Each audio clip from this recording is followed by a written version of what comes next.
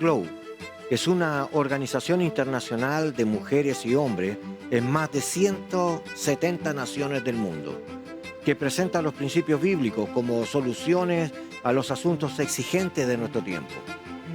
Impulsemos el reino del Señor hacia adelante al elevar el conocimiento de Dios. Síganos en redes sociales como AGLOW Chile. AGLOW, cada nación alcanzada, cada corazón cambiado. Muy buenas tardes, una vez más en Estudios Ministeriales. Bienvenidos todos. Seguimos en un tema fascinante, profundo, que nos lleva a reflexionar sobre nuestra manera de entender y tratar aún a aquellos ministros que se encuentran en desorden o en falta. Con nosotros, como ha sido nuestro compañero en esta carrera, nuestro pastor Juan Pérez. Buenas tardes, qué gusto de encontrarme contigo y también con quienes nos acompañan a través de las pantallas. Es un placer poder enfrentar temas complejos, complicados, pero necesarios para la salud y la espiritualidad de la iglesia. Muchas congregaciones sufren y han sido dañadas por malos hábitos, desórdenes, delitos cometidos por sus líderes. Y eso debe ser conversado, debe ser corregido y debe ser restaurado en la medida que hay restauración para determinadas actividades humanas. Dice el libro de Gálatas: hermanos, ya si alguno fuere sorprendido, ¿verdad?, en alguna falta, entonces dice: vosotros que sois espirituales, restauradle. Pero dice restauradle con espíritu de mansedumbre, ¿ya? Y eso cambia muchas cosas, porque eso tiene que ver con el amor, tiene que ver con la tolerancia, con el perdón, tiene que ver con la actitud con la que nos acercamos ante estas personas. Y entonces nos damos cuenta que a veces que las personas que deben de imponer esta disciplina no necesariamente tienen la paciencia, la tolerancia o quizás esta actitud paciente, amorosa, viendo al otro como una persona en necesidad, sino más bien estamos a veces prejuiciando o actuando con una rudeza que en vez de facilitar el tema, hace que la otra persona reaccione aún mucho más molesto de la situación que le corresponde vivir.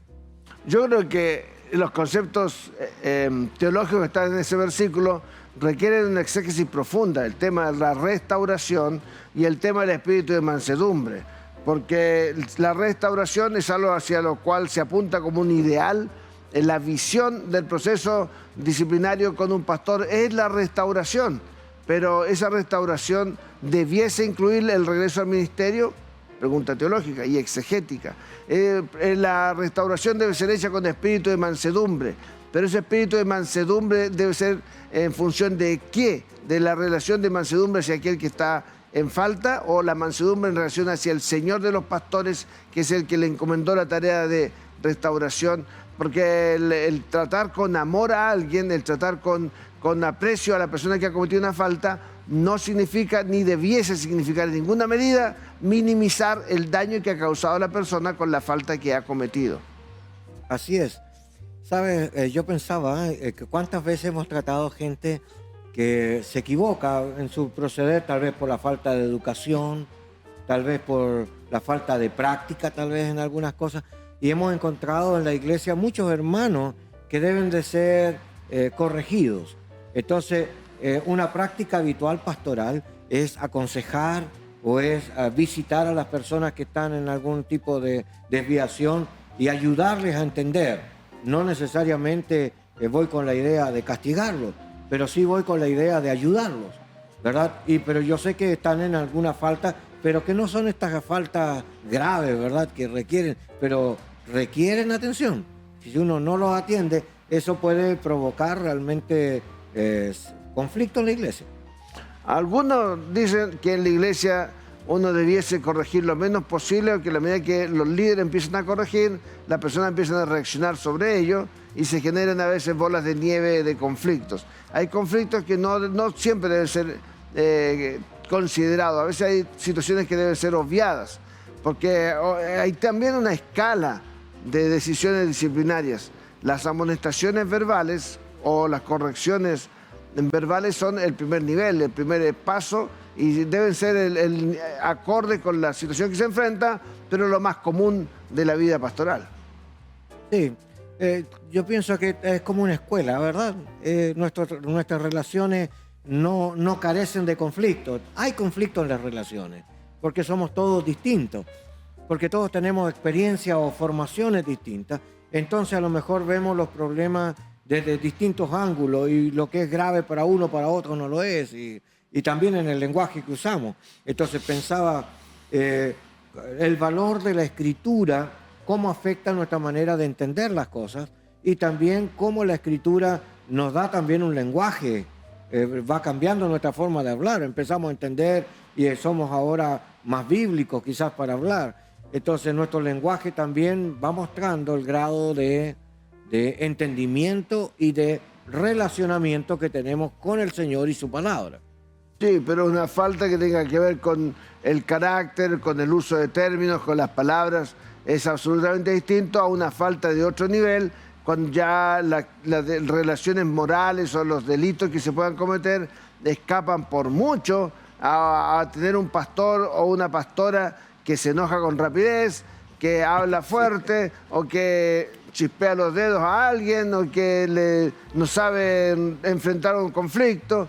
Entonces esas faltas sí son necesarias de corrección y de educación y de formación y debe ser parte del entrenamiento previo al ministerio pastoral, porque todos aquellos que están en formación de ministerio, aquellos que están en un estudio de seminario, saben que la obra práctica, la parte práctica durante los años de estudio busca detectar estas situaciones, el cómo reacciona bajo presión para poder ver cuando esté el pastor a cargo de un grupo, cómo va a reaccionar. Porque yo recuerdo un caso de un estudiante de seminario que la parte práctica que le correspondía hacer cada domingo era preparar el templo para la reunión. Y después que lo preparaba, el pastor titular aparecía y medía la distancia de las filas de bancos y la distancia entre los bancos.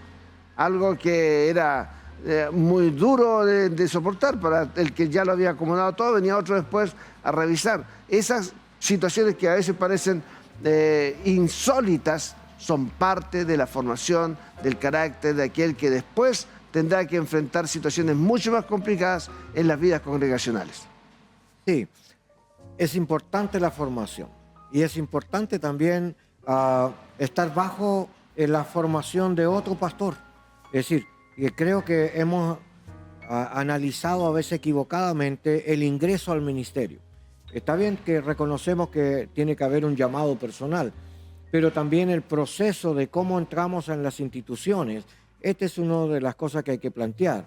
Hay gente y hay instituciones donde uno no puede participar del ministerio si no es egresado de un centro de educación formativo, teológico o ministerial. ¿Ya? Y estoy de acuerdo que uno tendría que tener formación porque evidentemente después uno al relacionarse con la gente va a hablar de estas cosas. Pero hay otras personas que se han saltado literalmente estos procesos, ¿ya? Entonces tenemos que pensar que hay personas independientes que no respetan normativas como estas. Entonces, cuando ingresan al ministerio, traen un bagaje de ideas y de pensamientos que no son netamente formaciones bíblicas, teológicas. Y aquí es donde yo creo que el reclamo de algunos, como traer la educación bíblica y teológica a la iglesia local de una manera mucho más intencional, tiene una trascendencia importante. ¿Por qué? Porque no todos van al seminario. Y esto también trae una crisis. Ojalá que tuviéramos una mirada distinta, pero en nuestra realidad tenemos un porcentaje que uno debiera de considerar que requieren esta instrucción nuevamente. Cierto, yo creo que hay una estadística de hace unos años atrás que hablaba de que aproximadamente el 80% del liderazgo pastoral latinoamericano no tenía formación teológica. Y de alguna manera pequeña y simple queremos compartir y ayudar en esa situación. Quizás Dios te llamó, quizás Dios los llamó a usted, pastor, pastora, y le habló de la necesidad de compartir el mensaje compartir el Evangelio y servir dentro de una comunidad.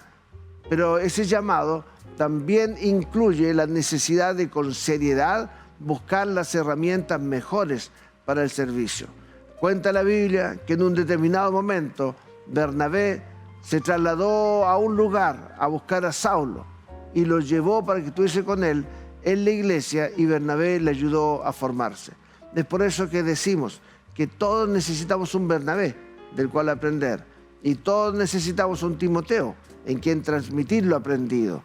Ese proceso Bernabé, Saulo, Timoteo es algo necesario, es fundamental, porque la vida ministerial es una vida. Nosotros no estamos involucrados en el ministerio por eventos o por periodos. En este año soy pastor, el próximo año no soy pastor, el próximo año veremos qué pasa. Es nuestra vida, el llamado es para toda la vida. Por eso requiere una buena formación, requiere una herramienta adecuada para la tarea y aprender cómo enfrentar los conflictos, porque las disciplinas pastorales, las correcciones hacia los pastores suceden cuando ese proceso de responder bien a los conflictos no se solucionó en forma adecuada. Buen tema, ¿eh? Vamos a un corte y volvemos, ¿ya? ¿Está considerando viajar a San Pedro de Atacama? Quiero hacerle una recomendación. Hotel Itaí ofrece una experiencia inolvidable. Hotel Itaí es un lugar único y es especial para su descanso. Visite su página web www.itaihotel.com y realice su reserva para su visita a San Pedro de Atacama. Hotel Itaí, el oasis del altiplano chileno, le invita a disfrutar la tranquilidad del desierto bajo un cielo estrellado como usted jamás ha visto.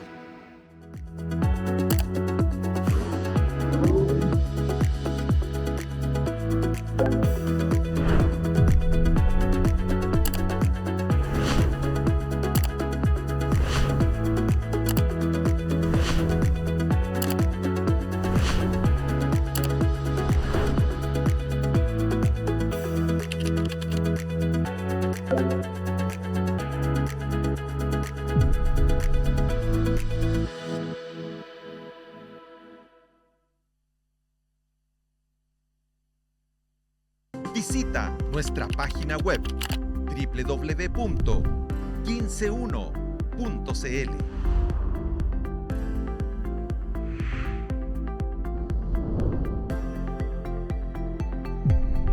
Somos el 15.1.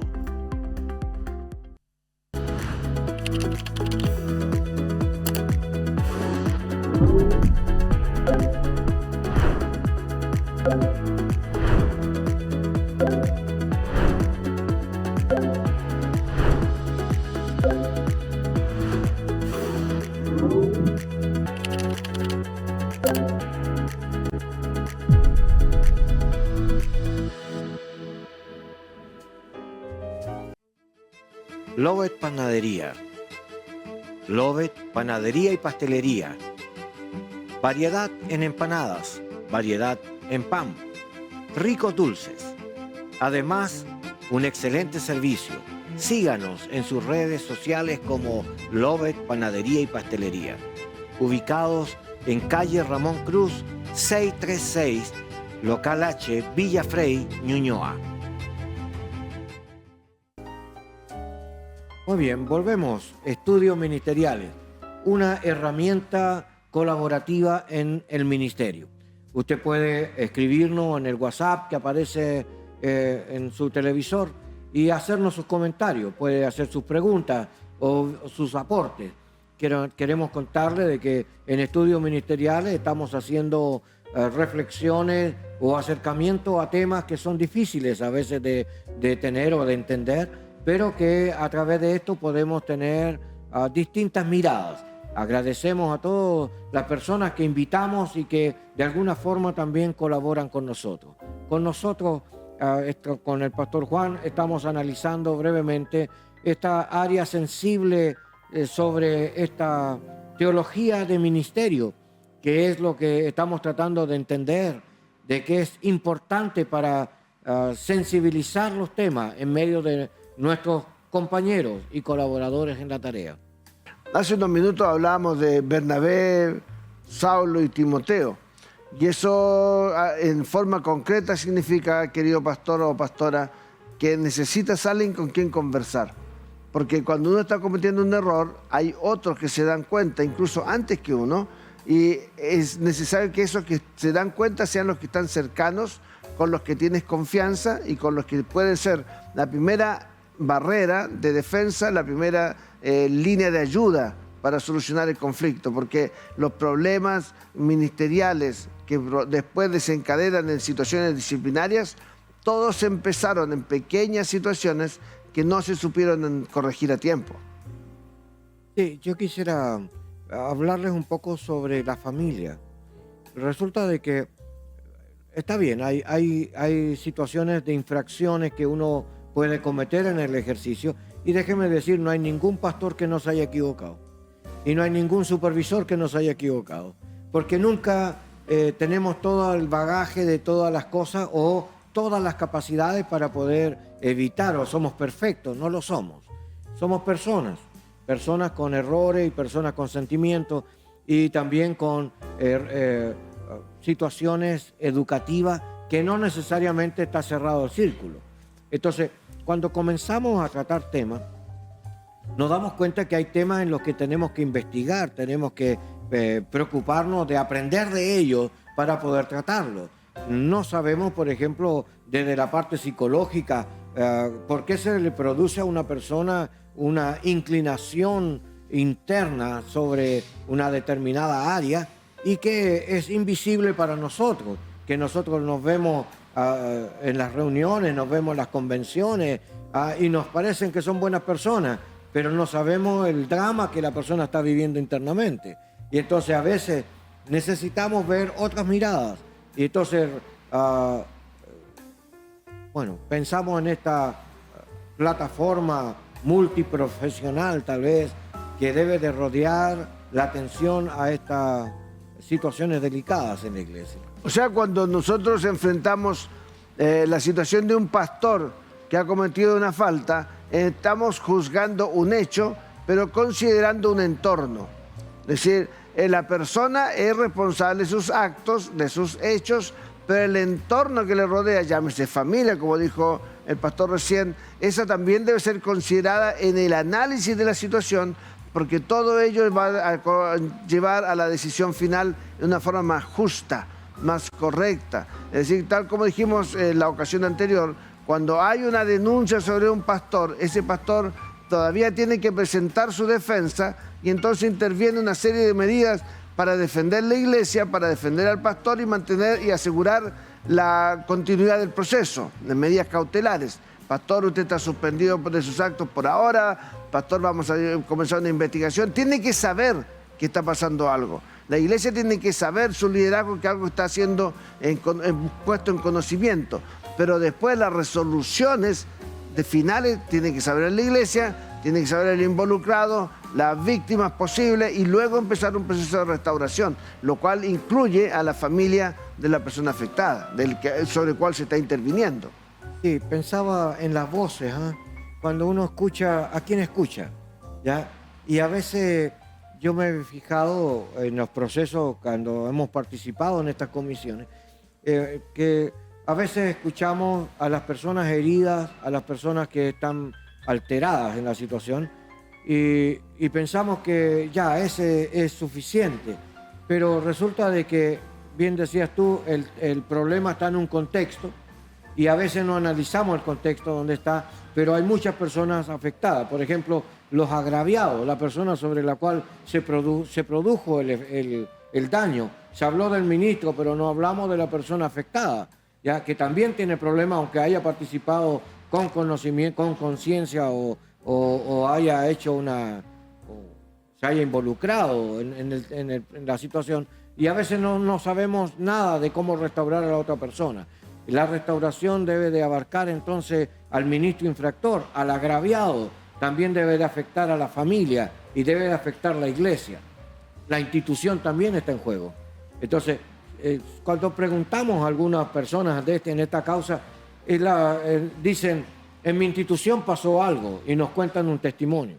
Y hablamos con un grupo de pentecostales que nos juntamos en los días lunes, y yo le he preguntado a alguno de ellos, ¿y en tu iglesia ha pasado esto? En mi iglesia no, pero en la institución ha pasado esto, y todos cuentan que tienen problemas. Entonces no, pero no todos tienen una forma de abordar establecida, ni todos tienen un estatuto que ordena una forma de acercamiento al tema.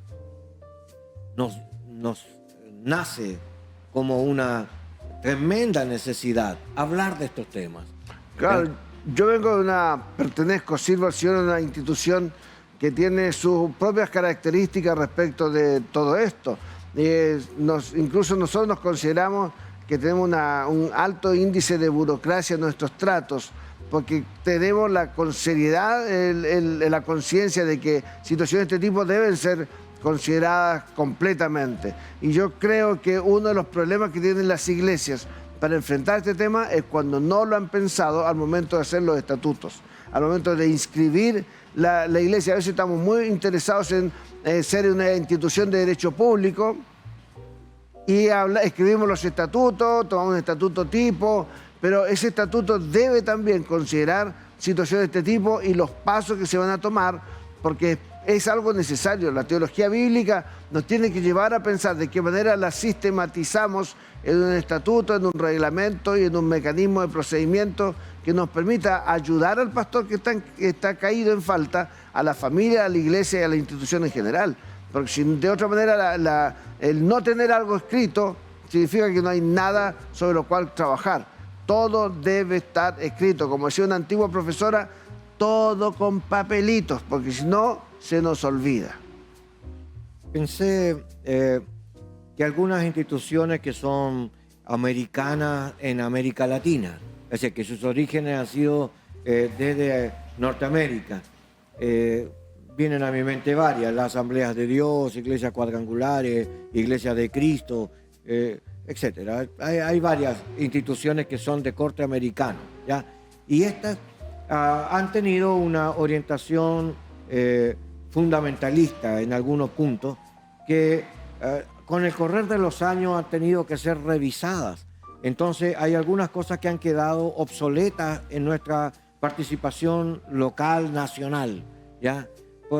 Entonces nos da cuenta de que también debemos de tener una revisión periódica de nuestras posturas ante estos eventos. Hoy en día tenemos mucho más información, tenemos más gente profesional entre nosotros, tenemos otras herramientas que antes no teníamos.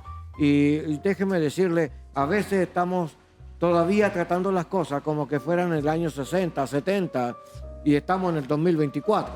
Debíamos de pensar también de que ahora tenemos que actualizarnos, y la actualización teológica sobre estos temas también es nuestro deber. Este año, nosotros en el Seminario Teológico de la Alianza vamos a tener nuestra graduación número 100. En 1924 tuvimos nuestra primera graduación. 2024, 100 años después. Y recuerdo que en la primera graduación, los primeros estudiantes de nuestro seminario tenían una asignatura que se llamaba Hogar e Indumentaria del Pastor. Imagínense, estamos hablando 100 años atrás, qué era lo importante y cómo se tomaba esas situaciones como algo necesariamente formativo y que tenía que ver con la ética y lo correctivo después, la indumentaria del pastor. Actualmente, 100 años después, entendemos que hay otros desafíos éticos, otros desafíos morales, otras situaciones que hacen a la vida de la iglesia, y aun cuando el ser humano sigue siendo el mismo, la iglesia sigue siendo la misma, las exigencias sobre los pastores han ido aumentando al punto tal que necesitamos tener claros conceptos claves antes de pensar en la corrección de ellos. Bien, sabe, pensaba, ya que mencionaste los seminarios, que había también una clase antes que se hablaba de ética ministerial. Y que pocas veces ahora es parte de la filosofía, ¿verdad? Se habla de este estudio sobre la conducta humana, pero pensándolo y llevándolo al ministerio, muchas veces este tema ha quedado soslayado a una sala y no es un diálogo permanente en un aula pastoral. Por ejemplo, tenemos reuniones pastorales mensuales, pero estos temas ya no los tratamos de la misma manera como cuando lo hicimos en el seminario. Yo creo que debiéramos de retomar algunos puntos y volver a tratarlos. Es importante delante de Dios nuestro comportamiento social, ¿ya? Y quiero decirle, y necesitamos aprender que a lo mejor podemos ayudar a cubrirnos mutuamente o a soportarnos mutuamente para evitar justamente que lleguemos a un desenlace equivocado. Vamos a un corte comercial y volvemos, ¿ya?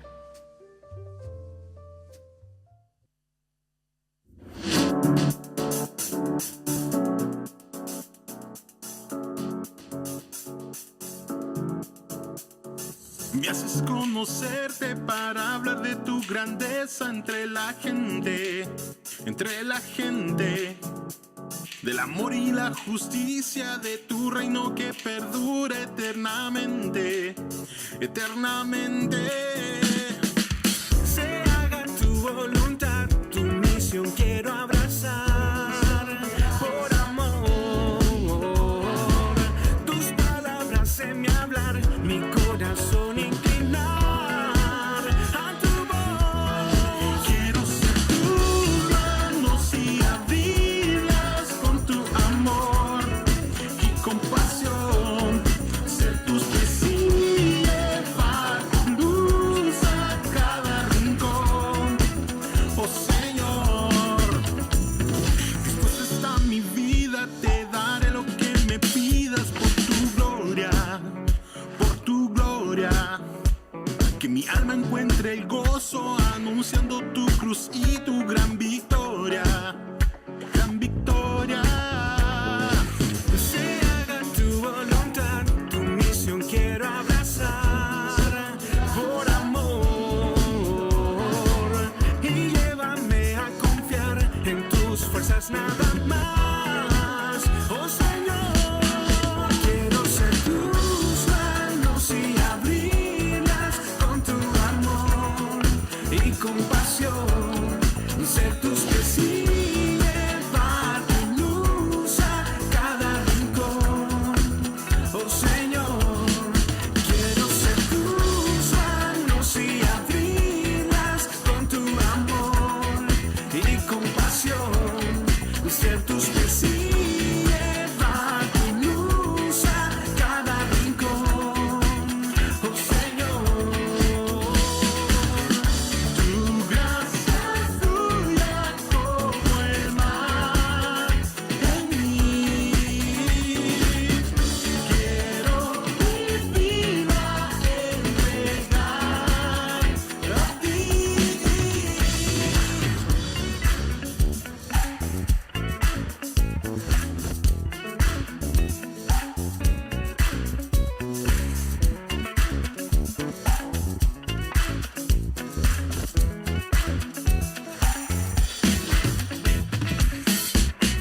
Quiero ser tus manos y abrirlas con tu amor y compasión, ser tus pies y llevar tu luz a cada rincón.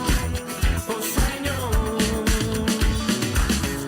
tu gracia fluya como el mar en mí. Quiero mi vida entregar a ti. Tu gracia fluya como el mar en mí. Quiero mi vida entregar a ti.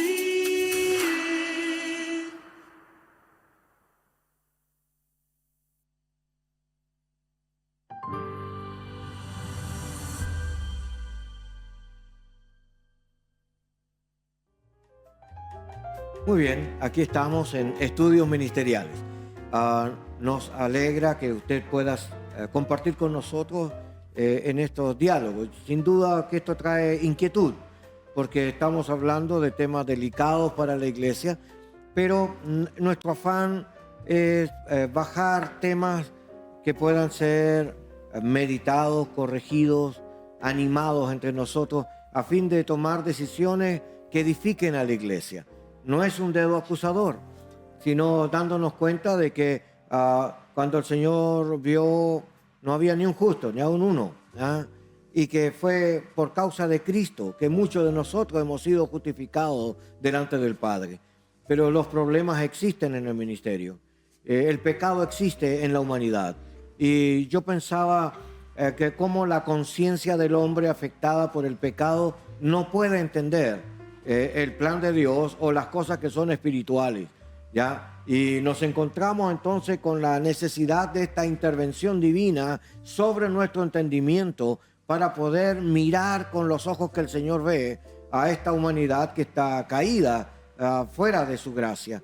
Y por lo tanto nosotros debemos de ser esta extensión de restauración y de salvación hacia otro, aunque nosotros no salvamos, salva Cristo, pero somos los que llevamos las personas a Cristo, somos los que educamos a las personas para que conozcan la voluntad de Dios, y por lo tanto debemos de entender de que la mirada que tenemos que plantearnos es que Dios vino para reconciliar al mundo y a los que hacen su voluntad, perdonarlos también de todas estas faltas. Y por lo tanto nosotros no estamos aquí como para restregar la falta de otros, sino para ayudarles a volver al orden, ¿ya? Y para esto también debemos de entender que no estamos hablando a una congregación, estamos hablándole a personas de muchas congregaciones que requieren una ayuda. Déjeme decirle, Estudios Ministeriales es una mano amiga para ayudarle. Cada uno de nosotros es parte del mundo de la iglesia. Y los pastores y pastoras, en la medida que han cometido una falta o han caído en un error o un delito dentro de lo que llamamos en nuestros códigos legales en Chile, tienen el derecho de un debido proceso.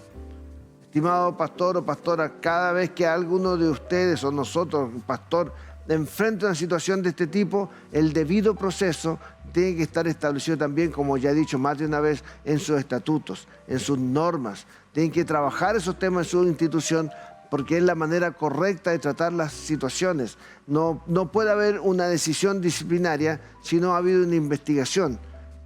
Si no ha habido una denuncia clara, una investigación adecuada, esa norma disciplinaria no puede ser establecida y usted tiene que tener el derecho de reclamar a las instituciones superiores lo que se puede llamar una apelación. Porque los procesos de disciplina, todo este tema de la restauración, de que alguien, una comisión o una persona debe acompañarlo en el proceso y que debe llegar a la restauración y que la iglesia tiene que saber todo eso y poder estar abierta con los brazos abiertos y el corazón dispuesto a recibir a aquel que cayó pero que se fue restaurado y volverlo al ministerio tal como sabemos que ha sucedido en la historia del cristianismo y en nuestra iglesia en América Latina, y sabemos de historias de pastores conocidos que han pasado por procesos disciplinarios y que han vuelto al ministerio. Todo eso, pero requiere lo que se llama el debido proceso. Las formas tienen que cuidarse y las instituciones tienen que funcionar investigando hechos, considerando contextos y así estableciendo responsabilidades. Pensaba mientras hablabas como la parábola de el hijo pródigo, ¿verdad? Que en alguna forma se fue de su casa, malgastó sus bienes, pero en algún momento volvió a la casa después de reconocer que había pecado contra Dios, ¿verdad? Y su padre. Pero cuando llega al lugar, el papá lo recibe, ¿ya? No lo condena como el hermano, sino que lo recibe y hace fiesta y lo viste de nuevo, ¿verdad? Y le vuelve a dar esta actitud. Y yo pienso que tal vez esa es una de las miradas que hay que tener, que nuestro deber es reconciliar a las personas y recibir a aquellos que en el camino se han caído. También hay un texto que dice que van dos y si uno se cae, el otro lo levanta. Pensar que a veces no tenemos esa actitud, a veces pensamos como el que está en el camino herido y pasa el levita, pero está tan ocupado que no tiene tiempo para atenderlo. Y tiene que esperar que venga cuando pasa el samaritano, que aún tiene una posición contraria al de los judíos. Sin embargo, tiene misericordia y lo toma y lo lleva al lugar donde lo pueden atender y aún paga para que lo atiendan. Entonces, quiero explicar, ¿será entonces de que necesitamos entender que esta actitud de ayudar al otro, de dar ánimo al desanimado o visitar, como dijo Jesús, estuve enfermo y me visitaste y tuve hambre, me disteis de comer? Dice, ¿cuándo hicimos esto? Bueno, cuando lo hiciste a uno de estos pequeñitos, a mí me lo hicisteis. Entonces tengo que pensar que entonces la Biblia va mostrando distintas formas de actitudes que debieran de ser naturales en nuestra forma de vivir. Y entonces que no podemos solo pensar desde una perspectiva legal, sino también relacional. Y creo que en este yadá del Señor, de conocer relacionalmente a las personas, nos hace falta mucho crecer. ¿Ya? A veces conocemos a las personas externamente, pero no hemos relacionado internamente o más íntimamente para poder ser efectivos en nuestra ayuda. Entonces, a veces el problema no pasa solo por el ministro infractor. A veces nosotros como pastores o como supervisores no hemos hecho una tarea más cercana para poder ayudar antes de que esto suceda.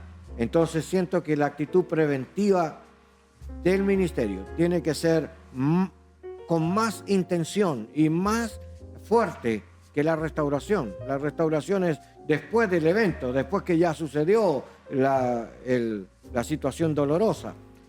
Pensamos, tenemos que crecer todavía mucho en nuestras acciones. Cierto, uno puede recordar el caso de Gordon MacDonald, el escritor, con una larga vida ministerial, que escribe un libro sobre el orden en el liderazgo, el orden en el mundo del ministro. Después que lo escribe, se descubre su adulterio y es sacado del ministerio, y a los años vuelve a escribir otro libro sobre la restauración de los líderes caídos.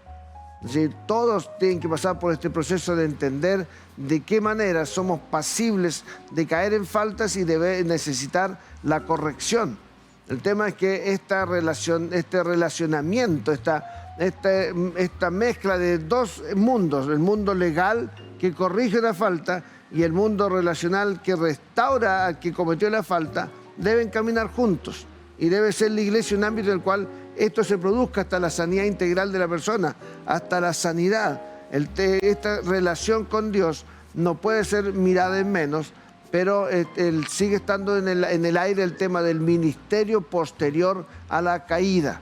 De qué forma la persona puede volver al ministerio después de una caída y qué situaciones podrían eliminar definitivamente de la vida ministerial, del liderazgo, a alguien después de un proceso de disciplina. En un análisis sobre personas que han caído o han salido del ministerio, es muy poco el porcentaje que vuelve al 100% en el tema. Por lo general hay secuelas, muchos de ellos se separan, o a veces la familia de ellos no participan de nuevo con el mismo énfasis en la obra del Señor. Entonces eso nos llama la atención. Estamos hablando de salvar almas, estamos hablando de ganar vidas, de hacer campaña por alcanzar a otros, y cuando alguno de los nuestros cae, tenemos un porcentaje muy alto de pérdida. ¿Eh? ¿Qué opinas? Es que el porcentaje de pérdidas pasa muchas veces porque las personas no quieren aceptar la disciplina. Eso es un tema clave. No puede haber un proceso disciplinario si la persona no lo acepta, entrar en un proceso disciplinario. Queda en una especie ahí de que la disciplina sea efectiva, pero no el proceso completo de la restauración. La restauración de la persona no incluye necesariamente su retorno al ministerio activo. Y los daños causados a veces en la familia son tan profundos que las heridas requieren un tratamiento personal sobre los otros miembros de la familia, porque a veces las imágenes quedan muy dañadas, las dinámicas familiares internas se hacen muy complejas, muy enfermas y cuesta mucho salir de ello.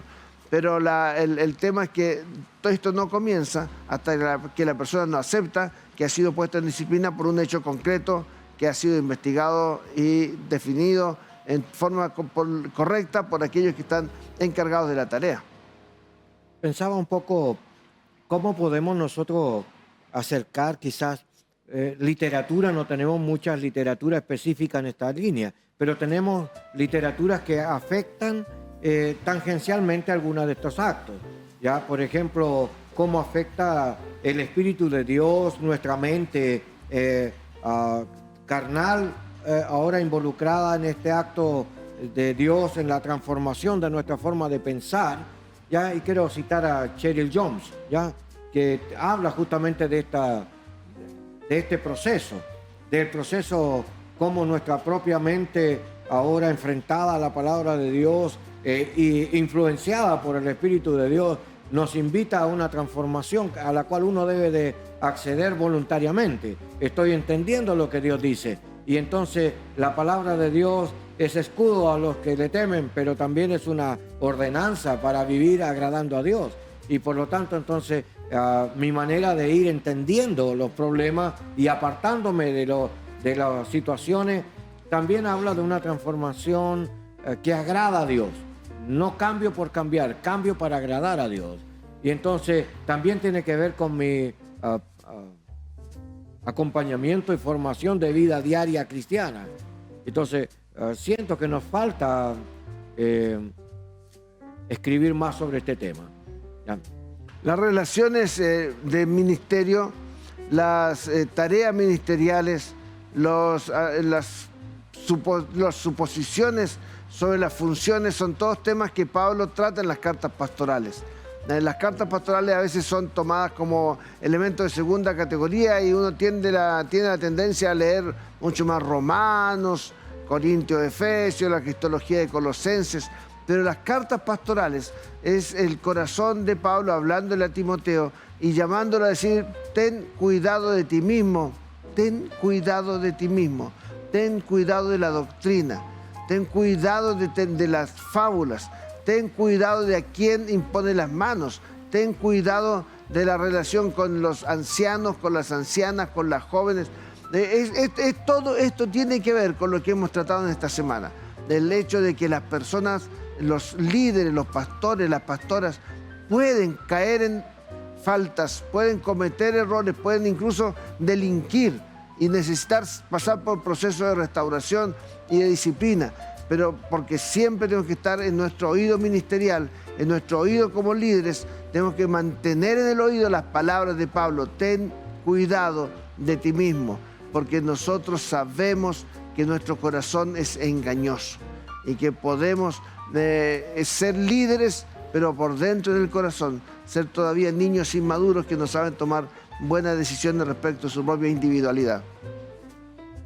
Cuando uno habla de procesos de consejería, evidentemente tiene que ver con la idea de ayudar al ministro en falta o a las personas dolientes para poder llevarlos al orden bíblico y llevarlos también a un pensamiento o sentimiento correcto.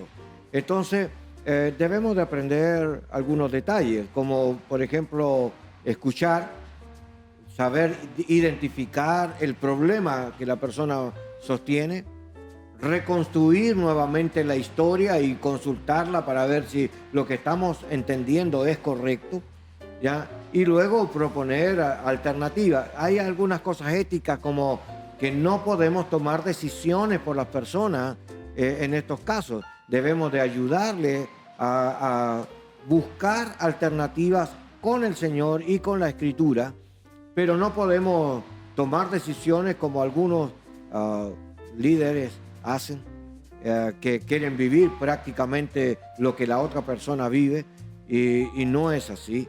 Cuando uno se equivoca en el contexto, es cuando uno tiene una escucha agresiva, no pasiva, agresiva, y entonces yo comienzo a hablar de mi relación y no considero a la persona que es el verdadero doliente y el que está en la verdadera dificultad, y es la atención, merece la atención de él y no mi proyección personal, ¿ya? Y este es un error común cuando la persona no tiene la práctica adecuada en la consejería.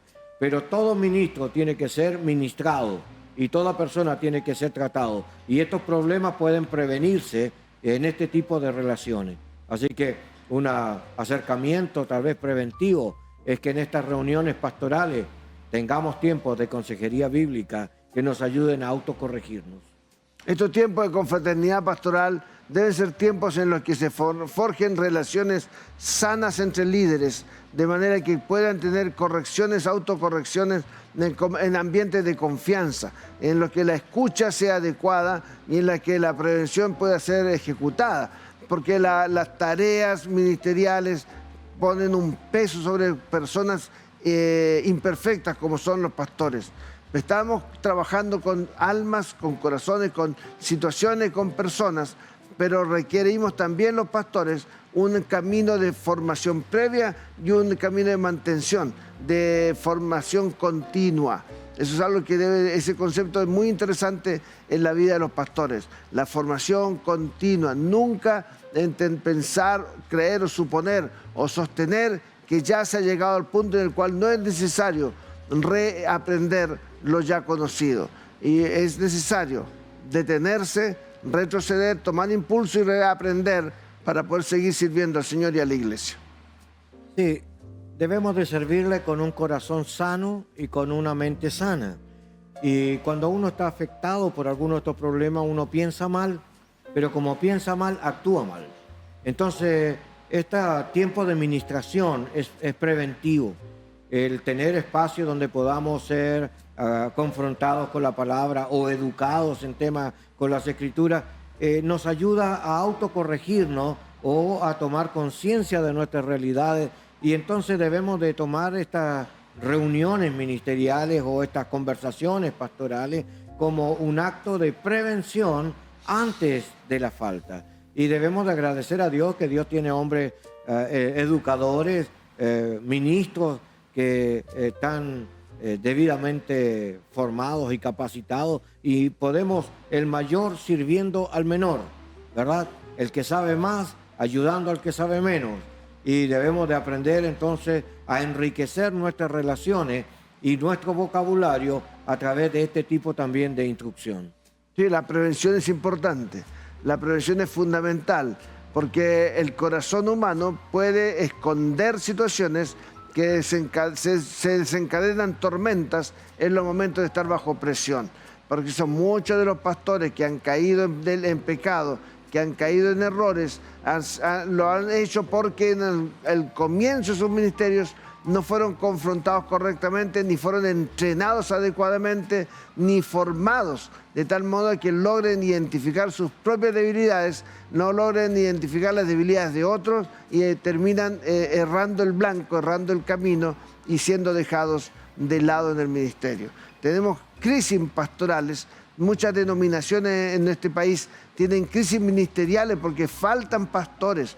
No es algo que sobreabunde actualmente ni se venda en la farmacia. No hay tantos pastores, pero esa necesidad de pastores requiere aún más cuidado en la decisión de quiénes son llamados y quiénes son encargados de la tarea. Sí, pensar que en la prevención yo mencionaría algunas cosas. Bueno, hablamos del cuidado entre nosotros a través de las reuniones de ministerio donde se nos puede educar, se nos puede bajar temas para analizarlo en conjunto y de esta forma sensibilizar situaciones. Pero también existe la idea del acompañamiento, y todo pastor debiera tener un tutor o un supervisor, alguien sobre quien uno rinde cuenta o quien trata con nosotros. Y yo diría lo sano que es de tener una persona en autoridad sobre uno. Hay gente que no quiere tener autoridades, quieren estar solos, ¿ya? Y esto hace justamente que los errores no sean tratados o que muchos problemas sean cubiertos y no tratados. Entonces, pero quiero decir lo que dice la Escritura, es que todas las cosas saldrán a la luz, ¿ya? Y aún desde las azoteas será publicado. Y quiero contarles que Dios a veces permite estas cosas. Y la voluntad de Dios no es que es enrostrarnos el mal y dañarnos, no, pero a veces lo permite para que nosotros tengamos que vaciar la suciedad que guarda en nuestros corazones. Y no lo hace con el afán de quebranto, sino el quebranto que se produce es para limpieza, es para presentarnos a Dios de una manera sana. Traigo a mi mente unas palabras como la ortodoxia, una correcta manera de pensar, y que a veces necesitamos pensar bíblicamente, ajustado bíblico, y no siempre pensamos bíblicamente. La segunda es ortopatía, que tiene que ver con tener un correcto sentimiento o sufrir correctamente con nuestra tarea de corrección, ¿ya? Y quizás en la ortopraxis, es decir, que nuestra práctica sea la correcta y no con infracción, esto habla de madurez, habla de crecimiento. Entonces, tener una vida correcta delante del Señor es un proceso de aprendizaje, no es algo que se produce porque usted ora un día, sino porque a través de la vida usted va aprendiendo a poner las cosas en el lugar. Tiene una casa desordenada, pero póngala en orden. Eso le va a ayudar a vivir correctamente. Ese poner la casa en orden requiere aprendizaje respecto de cómo se ordena, de cómo es una casa y cómo se entiende a sí mismo el equilibrio de orden en un hogar en función del uso del hogar para una tarea. Es decir, no sirve nada tener todos los muebles y toda la limpieza y todo el espacio aclarado si no se usa una habitación. Hay que ordenar de modo que se pueda usar la casa. Por lo tanto, los pastores tienen que ordenar su vida, no para hacer un monumento de sí mismos, sino para poder usar esa vida en función de la iglesia y de la sociedad. La iglesia y sirve a la sociedad, los pastores están hechos para entrenar, formar personas que sirvan en la iglesia, sirvan en la sociedad. Y requiere un orden en el mundo interior, puesto de manera que sea posible usar correctamente la vida. Pero eso también, esas medidas preventivas nunca pueden ser excusa para no juzgar los errores cometidos en el liderazgo. Sí, me acordaba esa palabra de Pablo, ¿no? Cuando dice, para que sepas cómo debes conducirte en la casa del Señor. ¿Ya? Y ese conducirte ahí es como una terminología que implica varias cosas, ¿no?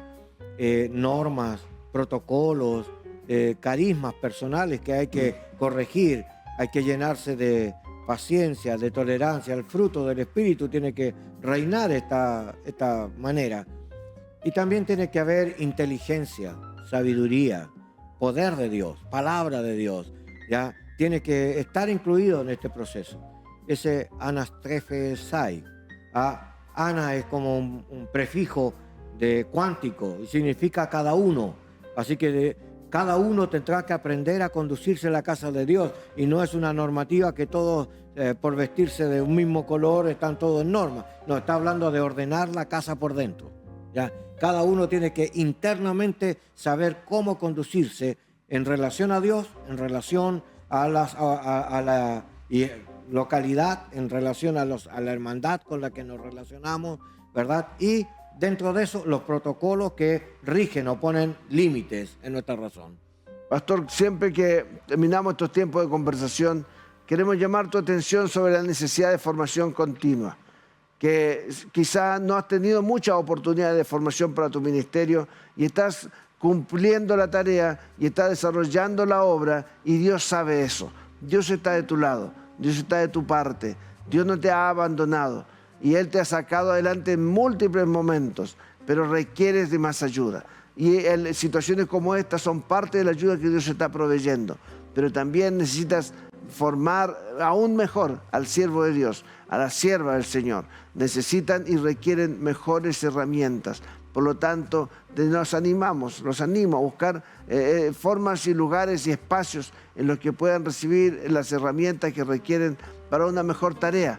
Porque con pocas herramientas, poca tarea, pero con muchas herramientas, sin saber usarlas, tampoco desarrollamos la tarea en forma completa ni concreta. Necesitamos ayuda para minimizar la posibilidad del error. Si necesitas ayuda y quieres una manera privada de tratar el tema, escríbenos. Estudios Ministeriales. No solo somos un programa para hablar o exponer temas difíciles, también somos un grupo de pastores para servirte. ¿Ya? Podemos ayudarte si tú así lo quieres. Solo escríbenos, llámanos, ya acércate a nosotros y aquí hay un equipo de personas disponibles para colaborar, ¿ya? Y deseamos lo mejor para ti. Que Dios te use, que tengas salud, que progrese tu ministerio y de que puedas subsanar toda falta. Queremos, de una manera muy breve, orar por ti. Pastor Juan. ¿por qué no nos Oramos, Señor, por este hombre, esta mujer que está sirviendo, que es un líder, es un pastor, es un supervisor, es un presidente de distrito, es un miembro de comisiones. Oramos por él, oramos por ella. Y te pedimos, Padre, que tú derrames sobre su vida toda la bendición de tu Espíritu Santo. Que la gracia del Señor Jesús, el amor de Dios, la comunión del Espíritu Santo esté con todos y cada uno de los que están viendo este programa, para tu gloria y para tu honra, Señor, en el nombre de Jesús. Amén. Amén, amén. Muy bien, Dios les bendiga grandemente. Nos vemos la próxima semana, ¿ya? Escríbenos, acércate a nosotros. Estudios Ministeriales para servirte. Queremos extender un cálido saludo a la congregación En Su Presencia, en la comuna de Pudahuel. Te invitamos a conocer su página web, www.ensupresencia.cl. No te pierdas la oportunidad de visitar su reunión dominical a las 18:30 horas en San Pablo, 9297 Pudahuel, Santiago de Chile. Iglesia En Su Presencia, 40 años alcanzando, creciendo y sirviendo.